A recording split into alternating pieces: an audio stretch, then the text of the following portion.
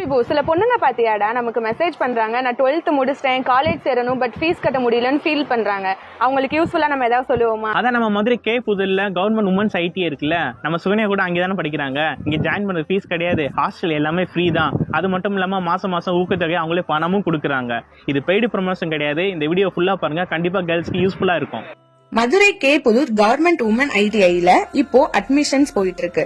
Girls நீங்க 8th இல்லனா 10th படிச்சிருந்தாலே போதும், எந்த ஒரு ஏஜ் லிமிட்டும் இல்ல. சூவிங் அண்ட் காஸ்மெட்டாலஜி போக இங்க இன்னும் 4 கோர்சஸ் இருக்கு. இங்க நிறைய பேர் டிகிரி முடிச்சுட்டு வந்தும் ஜாயின் பண்ணி படிக்கிறாங்க. ஸ்டடிஸ் மட்டும் இல்லாம ஸ்போர்ட்ஸ்க்கும் முக்கியத்துவம் கொடுக்கறாங்க.